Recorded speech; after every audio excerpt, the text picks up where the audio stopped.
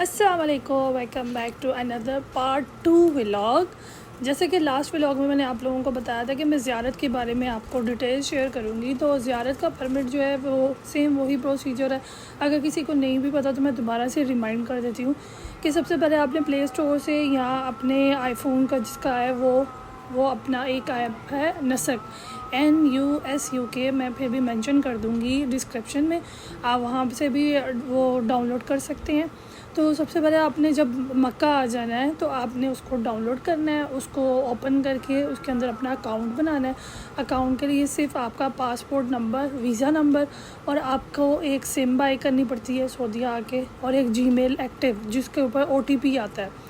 तो वो भी आपको अपना, चाहे जीमेल तो आप अपनी कंट्री से बनवा के फिर ला सकते हैं, लेकिन ये जो ऐप है ये खुलती ही यहाँ सऊदीया आके खुलती है। मतलब आप अपनी कंट्री में डाउनलोड ज़रूर कर लें लेकिन ये ओपन नहीं होती। मतलब इसके रीजन के अंदर, आप सऊदीया में रीजन के अंदर आएंगे तभी ये ऐप ओपन होती है।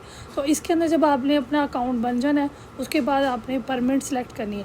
कुछ लोग क्या करते हैं कि मदीना आके परमिट सेलेक्ट करते हैं, जिसकी वजह से उनकी परमिट जो होती है वो नेक्स्ट वीक तक मिलती है और उनके जो डेज़ होते हैं वो कम होते हैं, और इस वजह से उनके सारा जो टाइमिंग शेड्यूल होता है वो सारा ख़राब हो जाता है। तो मेरा मानना यही होता है कि जैसे ही आप मक्का आओ ना तो आप अपना परमिट ले लिया करो, क्योंकि आप जिस शेड्यूल जो आपका बना होता है मदीना के जो डेज़ होते हैं और डेट्स वगैरह आपके पास सामने अवेलेबल आ रही होती हैं, आप वो डेट्स जो होती हैं वो सिलेक्ट कर लिया करें। क्योंकि बहुत सारी लेडीज़ वहाँ पर बैठी हुई मुझसे यही पूछी थी कि हमें वेट लिस्ट में डाला जा रहा है, हमें डेट शो नहीं हो रही, और डेट मिली है तो उसको वेट लिस्ट का दिया जा रहा है मैसेज।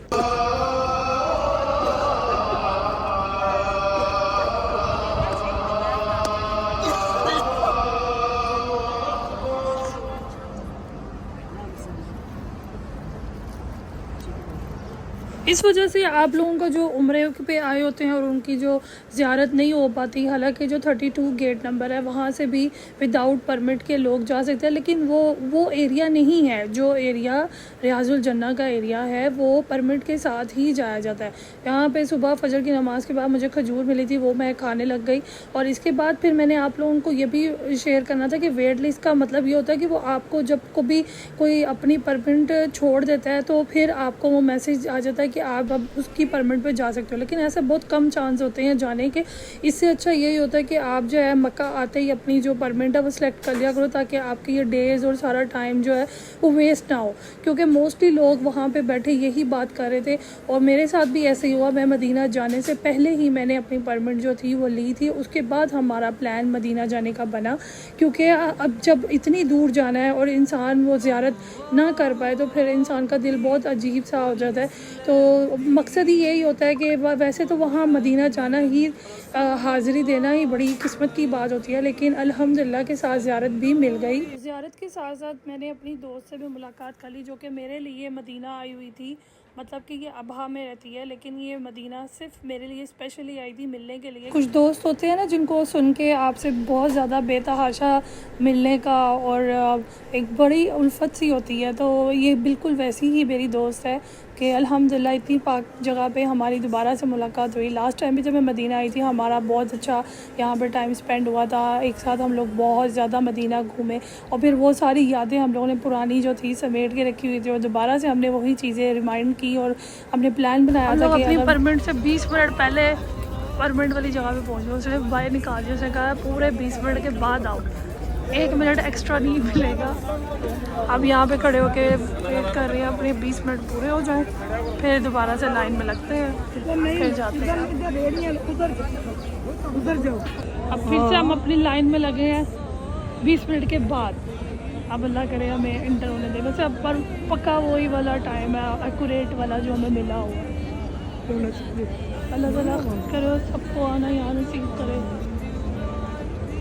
क्योंकि ये परमिट भी 1 साल बाद जो होती है।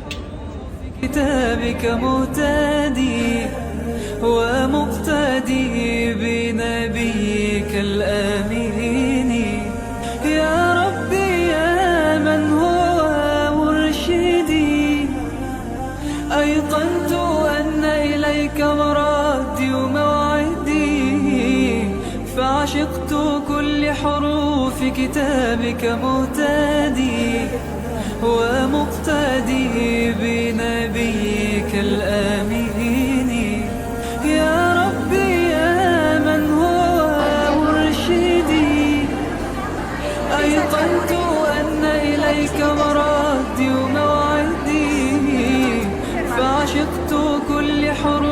في كتابك مهتدي ومقتدي بنبيك الأمين.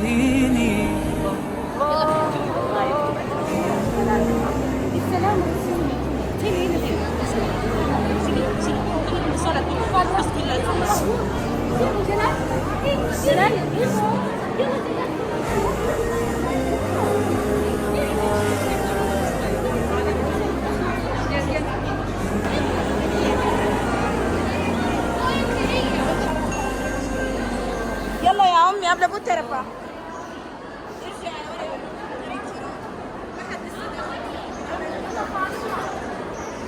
هاتي قبل.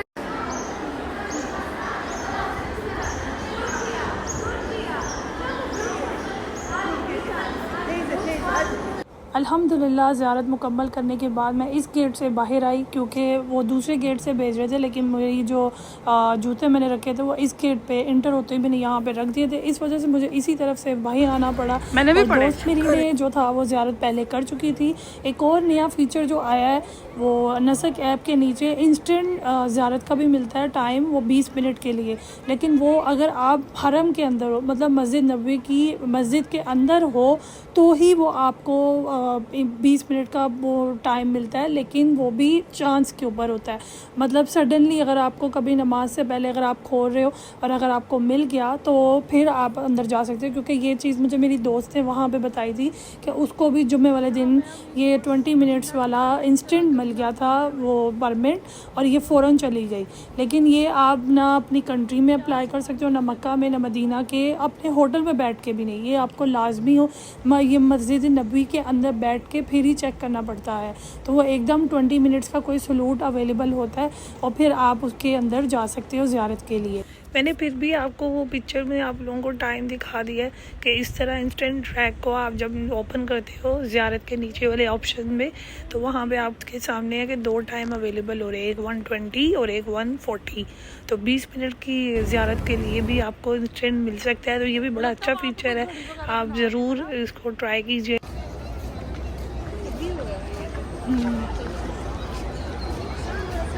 तो पहले घड़ी थी वो ज़्यादा अच्छा लगता था। वो जो फ्रेम था ना, पता नहीं, वो इधर इनका बचपन है। ये मेरा फेवरेट प्लेस है, ये वाली साइड बाब अब्दुल मजीदिया 25 नंबर जो गेट है ना, वो देखे फ्रेम लगा हुआ है, लोग पिक्चर्स बना रहे हैं। लास्ट टाइम मैंने सारी पिक्चर्स यहाँ पे क्लिक की थी अपनी फ्रेंड के साथ।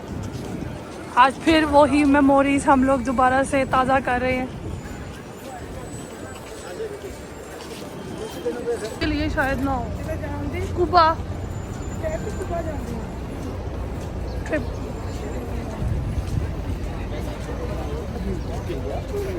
Mana?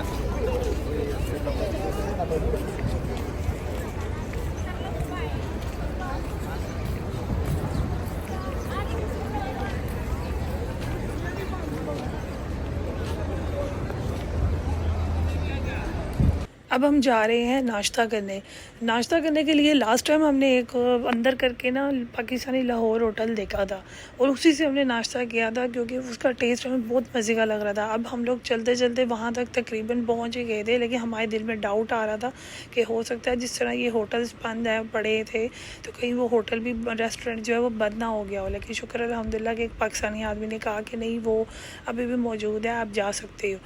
तो वहाँ अभी जाके पता चला कि इतना ज़्यादा रश था। इतना ज़्यादा रश पहले नहीं था, लेकिन शायद अब ज़्यादा चलने लग गया। तो एक आदमी ने फिर टेबल हमें एडजस्ट करके दिया और आपके सामने है कि किस कदर क्राउड था, लेकिन इसका टेस्ट बहुत मज़े का था। जो पाकिस्तानी नाश्ता हम दोनों दोस्त से जो मिस कर रही थी वो हमने वहाँ पे बैठ के एंजॉय किया। हलवा पूड़ी, क्योंकि वो मेरे वेट पे ही थी कि तुम आओगी तो तुम्हारे साथ ही देसी नाश्ता करूँगी। तो मिलती हूँ नेक्स्ट पार्ट में। टेक केयर, अल्लाह हाफिज़।